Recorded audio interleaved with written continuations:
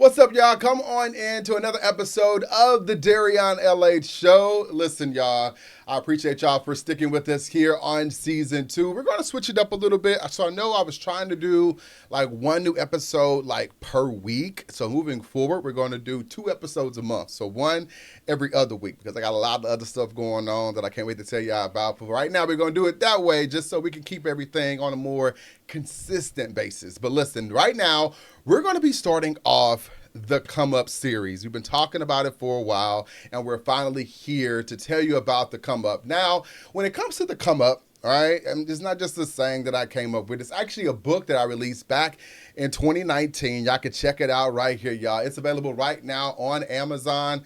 Listen, it's one of my personal stories that I couldn't wait to tell. I didn't want to hold on to it, so I went ahead and just wrote about it. And it's available right now. COVID kind of slowed down a little bit of my promotion of that, but listen, y'all, we are back, and I'm starting the series because I not only had a come up, I'm still on my come up right now, y'all. I'm still elevating. There's also other people as well in the community that has an amazing come up as well, and I want y'all to meet some people, some amazing people. Y'all already know I love talking to people, so I wanted to bring in someone a little bit different this time, y'all. Someone a little bit different, but his come up is just as amazing. We have Mark Metzger here with me.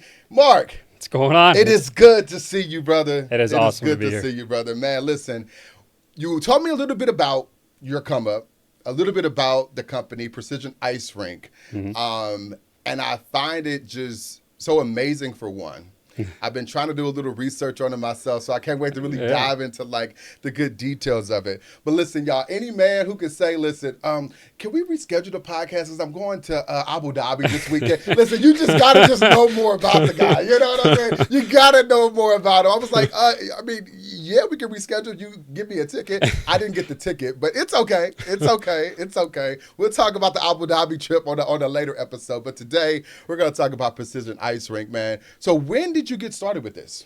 So I started Precision Ice Rinks. I think we got to back up a little bit to how I got to Precision Ice Rinks. I started my first company when I was 17 years old. I actually played hockey growing up my entire life. My first business was I trained hockey players, so all on-ice development. So I was always around rinks my entire life. So I started with that company back up in Buffalo, and I think I grew that company to having 2,000 students. That was probably the peak where I had 2,000 students come through our program. So all on-ice skills. And I actually trained the Carolina Hurricanes as well. I was a consultant for them. I did obviously all their skill development stuff for their draft picks and players. That was great experience. But I knew there was more. I wanted to do something else. I thought, that chapter was closed. And like I said, I was always around rinks my entire life. My dad, he is big into construction. He does a lot of the Charlotte airport runway work. I'm sure everyone knows Charlotte is crazy with construction. So I was very fortunate to have that advantage as my dad to kind of, when I wanted to get into the rink industry, he was always helping the local rink where I would play. So I was always around it, obviously between hockey and rinks. So I went to him and just said, hey, this is the industry that I want to get into. He let me obviously use his resources. I went to his welder and said, hey, I want to kind of change the industry, the rink industry. I feel like it's a upcoming trend. What can we do to kind of change it and get into it? And today we have rinks all across the U.S., one of the largest outdoor rinks, all the way down to a simple, 20 by 40. So it's been an awesome journey so far. So going all the way back, like you were saying before, so when it came to you even getting kind of like this idea, you were just doing it just out of love of what you just enjoy doing, which is playing hockey, right? Exactly. So started from that. And then, obviously I saw the trend where a lot of, cities were starting to get into it. So I kind of knew there was something there. And then during COVID was really where it accelerated a lot. Everyone shut down. What are people going to do? What are towns going to do? And resorts came to me and said, hey, we want to do something outside. And that was where it was kind of like pedal to the metal. Like, let's go. Gotcha. And I guess like you said, having that infrastructure really worked out really, really perfectly. But let's talk about back in the beginning as well, because even myself, as I try to build my own situation in my own business, and even some of my best friends, Jeremiah, who now owns his own business. Yeah. It's hard in the beginning.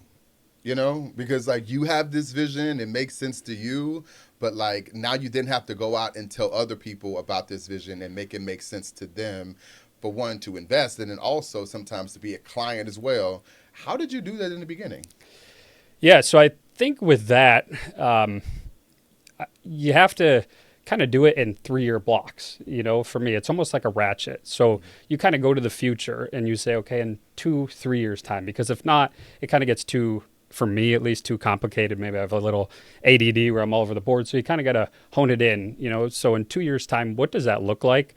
What does that feel like? I think that's a big part of it as well. You kind of go to the future, you sit there, you feel it, and then you connect the dots backwards to get to the point to where you want to be, almost in like digestible bites. Gotcha. So you're saying take it into 2-year chunks. I think so. 2 to 3 year blocks is probably a good chunk for me. If not, because who knows what the world's going to be like in 5 years time, right? So you kind of look at it. Okay, I want to get to X. You don't necessarily get there, but directionally you're somewhere over there where you can kind of go to the future, close your eyes, sit there. What does that look like? Who do I need to be with? Who do I need to surround myself with? And kind of map it out reversed. Mm-hmm. And looking at it now, kind of in hindsight, what or who was that one thing in the beginning? I'm guessing probably your dad. Yeah. That really, was that click to like really launch what you were doing? Yeah, I think that, but I also I'm a very curious person. Yeah. I love to learn. I love to build, explore, and create. Right. So, yeah, my dad, but I also had my team now that is with me, the crew that obviously were friends, but they're also, they work for me. And kind of, I took a little bit of bites from everybody, right? Like, and just kind of used it and kind of just grew upon it and went from there. Gotcha. And like in hindsight too, like, who was your first client and how did you feel when you got the actual first client? Because like we were talking a little bit before we got, going or whatever, and I've had some first clients, but every time I get a new client, it feels like the first one. Is that kind of how it feels with you 100%. too? Still does. Yeah. Still does. Yeah.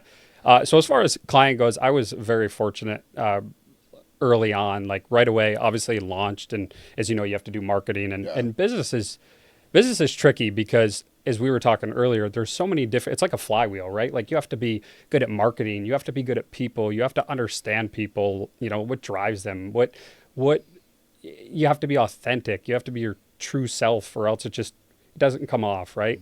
Mm-hmm. But yeah, I think it's just, building and kind of just growing and seeing. But as far as my first client, back to your question, I was very fortunate to get Cedar Fair amusement park right away, which was great. I mean, that was like from 0 to 100. You started off big. I did. You have a top company like that, and then kind of just spun it from there and kind of made changes and experimented and grew and flourished from there. Was it kind of like learning along the way? It still is. I think every day is a constant. It's a constant learn. But it was a lot. I think that's what a lot of people don't realize when it comes to entrepreneurship.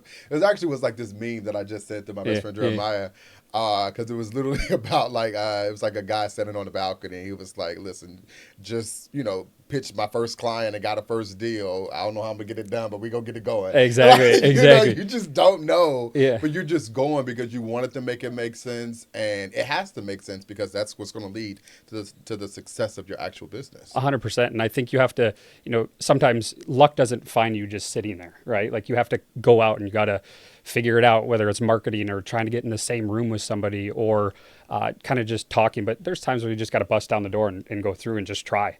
I think that's a lot of it is just experimenting and seeing what works, seeing what doesn't. But yeah, I think back to your point, that's absolutely true. Yeah. It's funny you mentioned that, like busting down the door, because I'll be honest, be completely transparent. Mm-hmm. That's what I struggle with. Yeah. I mean, like, of course, being like the TV guy and being on TV, normally it's like, of course, I can bust in the room, you know what I'm saying, say what I can say. Like, you know what I'm saying, you're the guy with like the voice in the face and everything. But like, I second guess myself so much. Yeah. Like, even when I just sent in a proposal, I'm like, but does that make sense? Sure. If I was on the other side of it, like, would I pay for this? Like, it's just so many things you ask yourself. And what I'm learning is to just do it. Yeah. Just send it.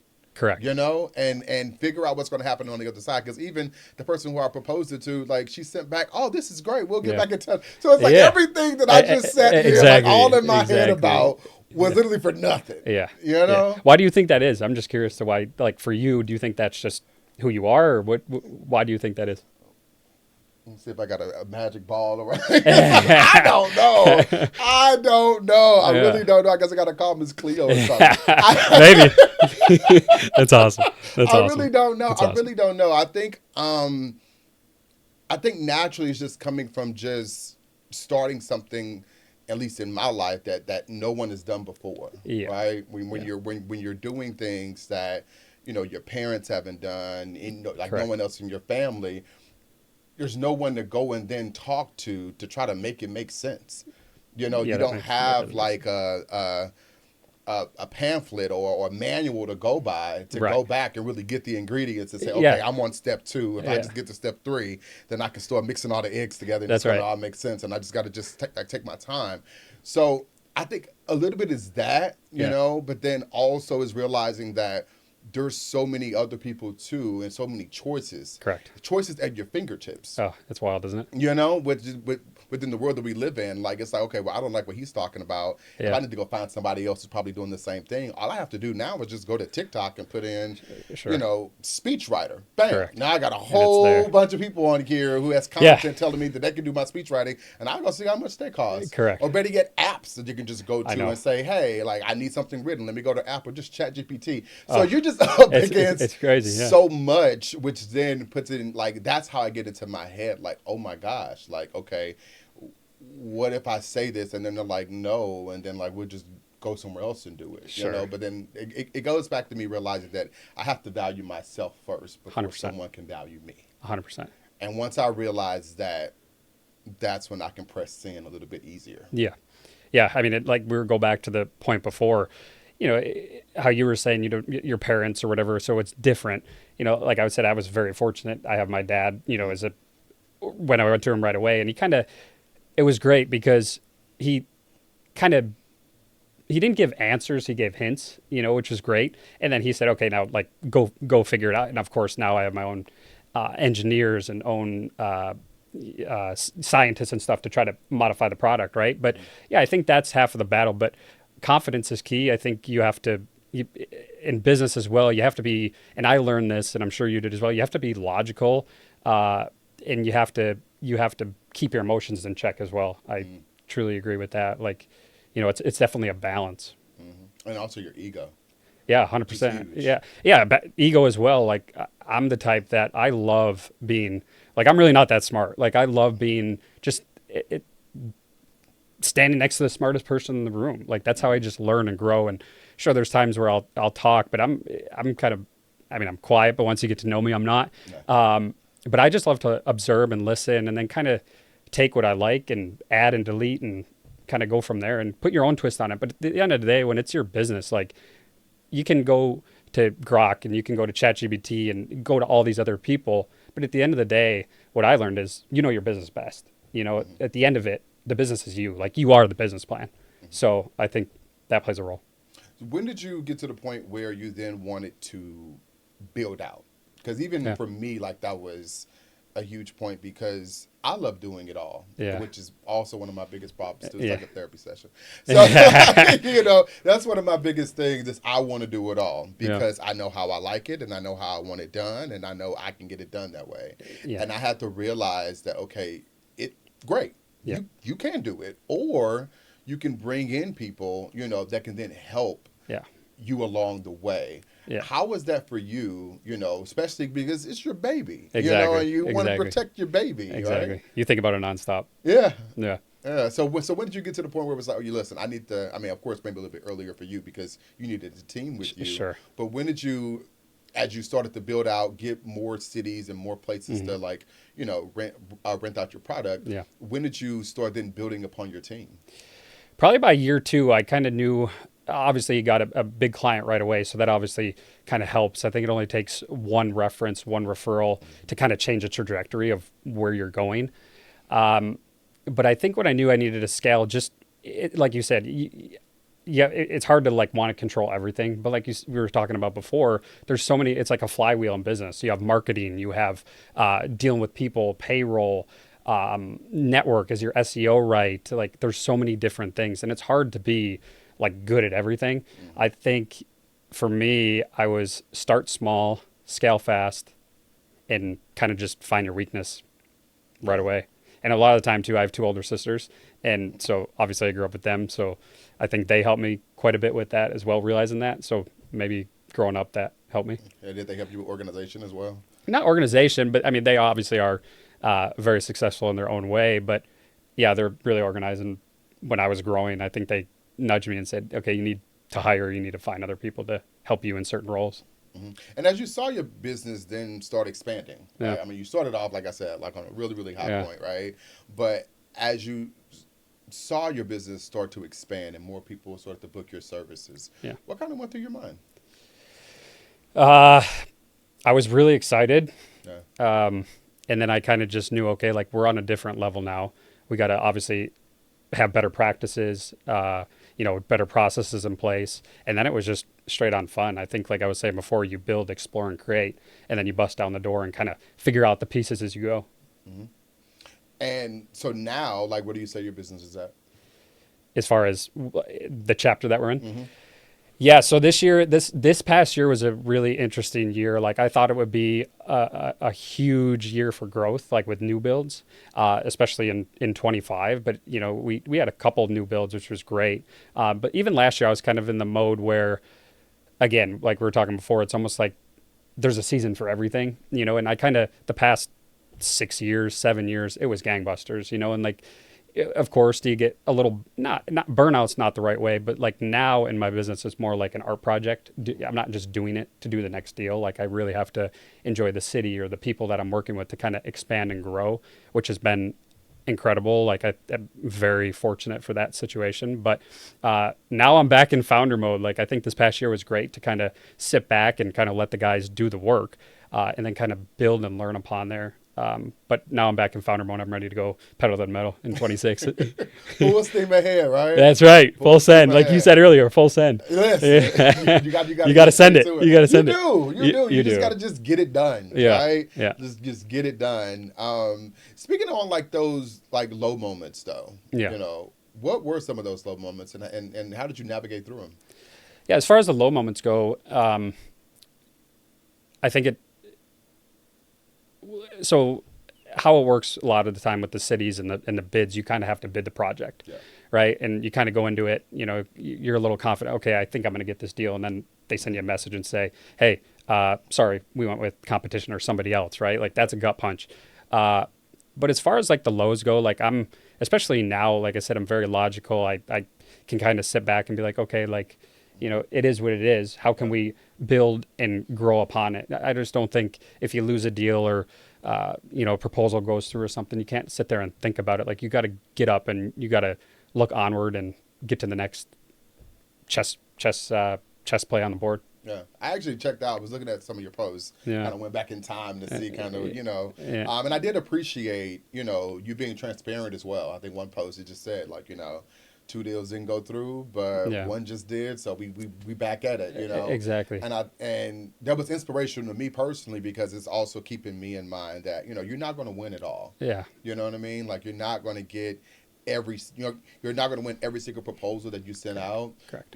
Everyone is not going to want your product. No. Everyone is not going to want to come on your podcast. Like, it's just so many things that I'm just having just to learn really in real time and be okay with it and understand that, okay, you have to keep them moving. Correct. This isn't something where it's like you got to sit around and mope in it. So I really do appreciate you being in that mode to at least be transparent, when you don't have to be. Yeah, exactly. And to that point, I think social media is a bit interesting to me as well, right? Like, you see some of those posts, and again, I'm not on Facebook or Instagram all day, but a lot of time I think that can be skewed a little bit, like you always see the end result, like if you go to my last post or whatever, and you see the rinks being up and you see the deals that were made, and it's like, yeah, but what goes into that, people don't see the preparation that it takes to do that. Like, you don't see the hard moments, right? Like, you don't, you don't see that. Or when people, we can talk about, working out, like when people work out and you see somebody or see myself like with a six pack or something, like, do you understand the work that goes into that? Right. Like, so I think social media can be skewed a little bit, right? Like where it can kind of overwhelm you a little bit. So you kind of have to rein that in. It's even more so now, More and especially with more. like, TikTok, Oh, right? And even though like the, and not just not harping just on TikTok, but like even the structure of how the videos are made now, yeah. right? Where Yeah. like literally someone can be, heavy, and then they It's, put their yeah. hand in front of the camera, they come Yeah. out, and all of a sudden they're like everything, Yeah. like That's got the body crazy. and I going know. with it. But that it goes back to what you're saying, Yeah. right? You have this false sense of what life is supposed to be like, and you Sure. don't see that messy middle in No. between that's so important Yeah. to the person in the beginning and the person in the end that you see. Yeah, 100%. Yeah, people don't post their struggles really, but yeah, you just got to be real careful. And we live in a world now too with everybody wants everything instant, a business deal. But it takes time, like I'm in year 11 of my company. Like that's a long time. It's over a decade, so it's not like it happens. Sure. I was fortunate right off the bat to get a good deal, but the times in between, like you're saying, social media can really skew it and not give people the right picture. Absolutely. What was the biggest lesson that you've learned along the way? Everything takes longer. That's probably the biggest lesson that I learned. And then it's kind of just, building, but like I said, as far as lessons go, And what do you mean by that? You say everything takes longer. What do you mean by that? like like I was saying before, everyone wants everything instant. It usually you think you're going to get to here, like I want to go from A to B, but it takes a lot of time to get to A to B to C to D. That journey in between is a lot longer than you think it would be. Absolutely. And so so how is it now within your business? So of course, you do have like your clientele. Mm-hmm. I remember when you told me about you doing ice rinks. Yeah. We had an ice rink down in Myrtle Beach. Yeah. And you was like, no, I didn't do that one. But I remember it didn't go too well down Yeah, there. yeah, So like it literally came, and then like the ice, of course, it's Melted. Myrtle Beach, South Sure. Carolina. So like it's warm. Sure. So like the ice couldn't stay, frozen or whatever. Sure. So it was kind of melted in some areas and like whatever. Like, how do you handle instances like that? I'm pretty sure you're like, listen, my technology is great. So I don't know nothing about what you're talking about right now. But how do you handle those mishaps, when it comes to maybe something not working out exactly how you like it? Yeah, I mean that's a great point. Like how we were talking about Myrtle Beach, right? Like in the rink there. That's a learning process as well. Obviously, having rinks in warmer climates do play a role, in that tests your patience as well with clients, because at the end of the day, like you have to have great relationships with your clients, right? But as far as like that goes and the lessons that you learn, you just have to be really patient with people too and kind of walk them through. That is definitely a lesson that I learned, that you have to be more hands-on with your client and kind of walk them through, like if there's a situation like that, like at one of our rinks down in Atlanta, if it's 80 degrees, okay, sure, you might get some surface wetness, but like how do you go about that problem to make it better, right? So I think that would be a big lesson that I learned, is you just have to be like kind of teach and hold in a way, like hold the hand of the client, So yeah, that's a great lesson. Yeah. What would you tell like a young entrepreneur who is wanting to start anything and, just really unsure, looking at everything like, this successful, seeing Sure. your business, you've been doing it for 11 years now. And it's like, he did it, but then like, that's also 11 years until to get to that point. Yeah. So what would you say to that young entrepreneur? I would say get your board in the water and paddle and take it slow. Follow your passions. I would say, like what do you like to do? Is there a certain service that you can provide, or a company that you can build?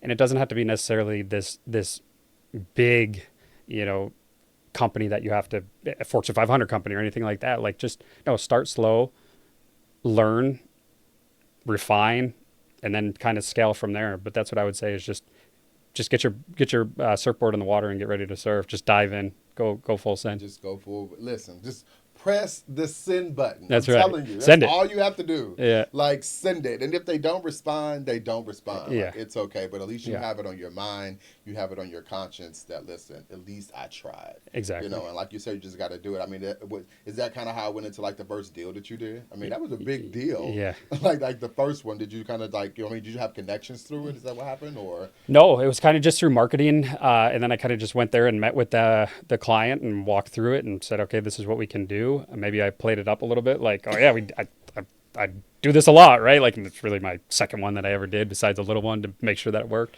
But yeah, I think that would just be it. And then I also believe, and I can say this through my own experience, when you end up, okay, you start a company and say, or a service or whatever, and it works.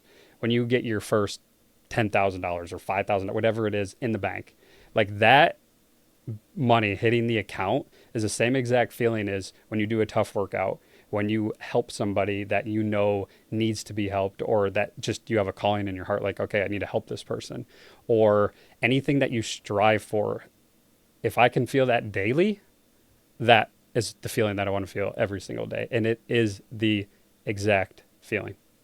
I don't know how you feel, but that's amazing. yeah. That's, and that is exactly how you feel, just like you said, like kind of like that first deal all over again. Yeah. Every single time. Because it's like, yes, I did it. And it's so much different than working into like a corporate space where, not saying everything is handed to you, but it's like, when it's a win, it's like, oh, it's a win for all of us. We all contribute to it. Like when you really do it and you're doing it yourself. Exactly. Like it just means so much more. Yeah. It keeps you going and it makes those low moments no doubt so much better in the end. Like, no doubt. And I know for me, I thank God every step of the way. Yeah.